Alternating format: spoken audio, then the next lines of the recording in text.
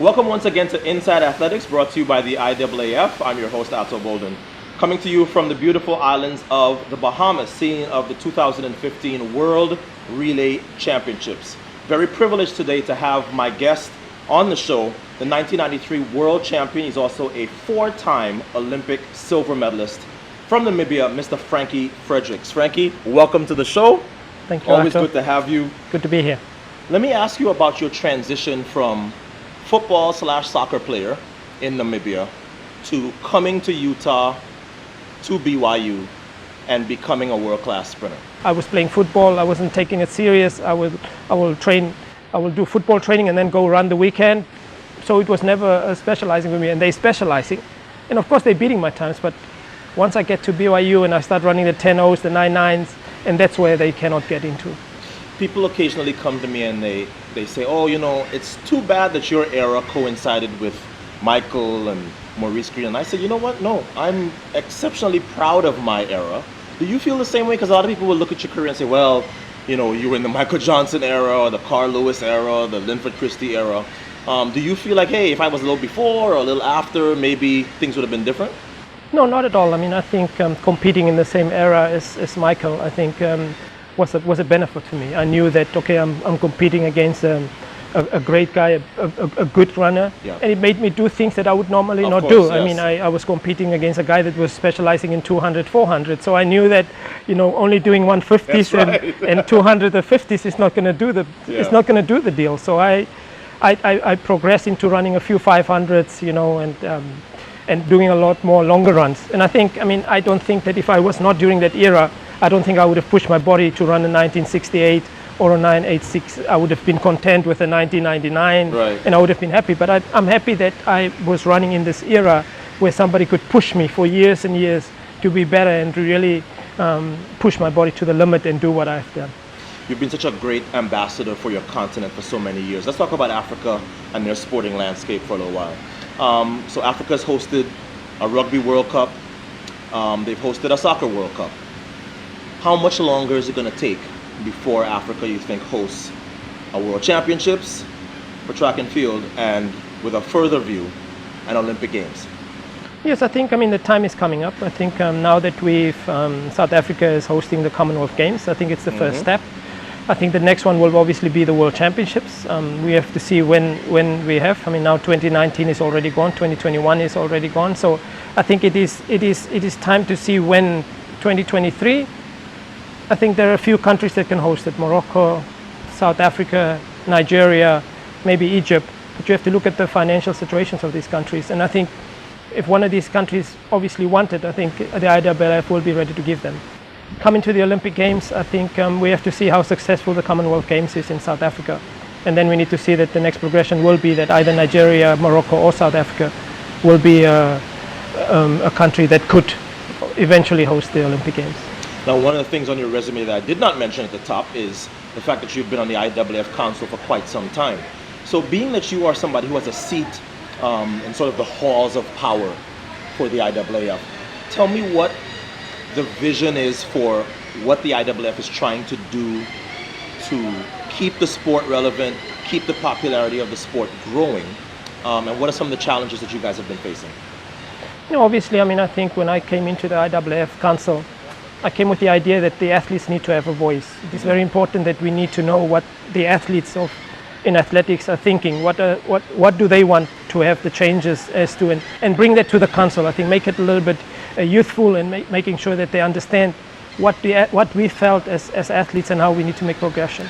I think the decision that we took at the last council meeting to bring the World Championships to the US is probably something that I think was a good idea, because I think it was about time that the athletes of the US, I know that being here, when I was here for the Olympic Games in Atlanta, I could see what that motivation gave Michael, because I just compare. I think if we were in Namibia, I think it would have been a different ball game, because I think 80,000 Namibians course, yes. would have pushed me probably to go a little bit faster.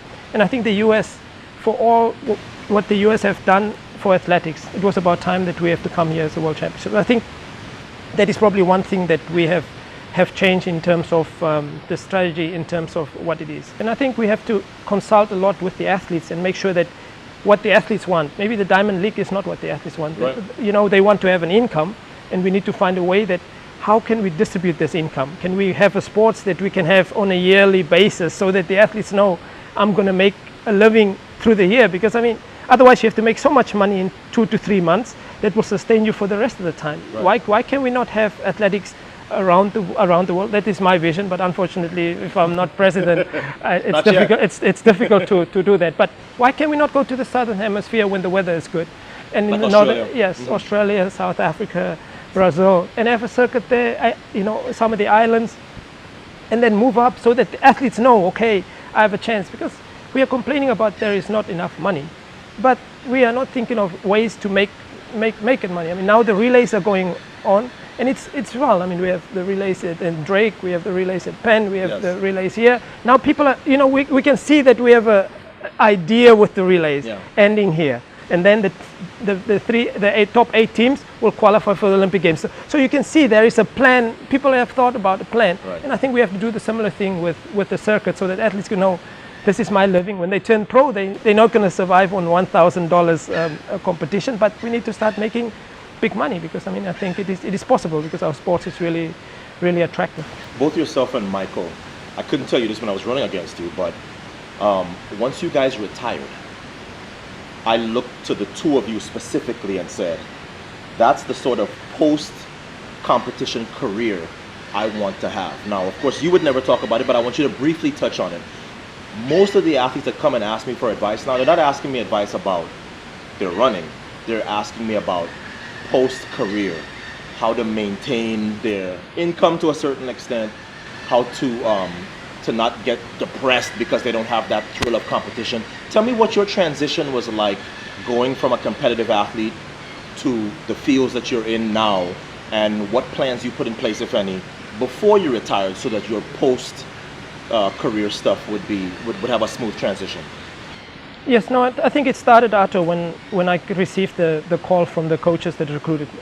I think So it was very early. Then. very early. I mean, when a coach was talking to me about that, how much value I will add to the relay team, how much value I will add to the sports team, I crossed them out and say I'm not going there. Because that wasn't about you. That was not about me. Yeah. What was important, it was the university that talked about making sure that I will get an education, making sure that I will have a post after my athletics, that I will have a life. I think that was the idea. And I always made sure that when I met these athletes on the circuit, that I made sure that they read books, they educate themselves, and not think that the money, I mean, you know, as you know, we can get injured today. That's right. I mean, some of us had long careers. We were really fortunate.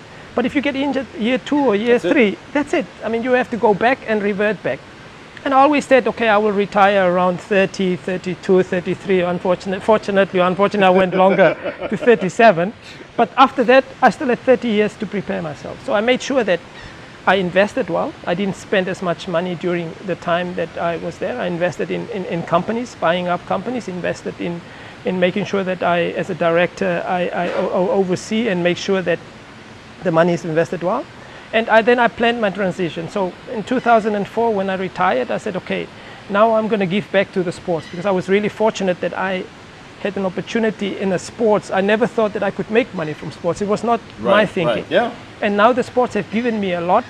The Namibia's independence gave me a lot. So I just wanted to give back to my people in Namibia, starting the Fredericks Foundation to make sure that I can help the needy there, and also to help in sports to speak out, because as athletes we always speak out and we try to make a difference and complain here and complain there. So I said I'm gonna take the bull by the horns.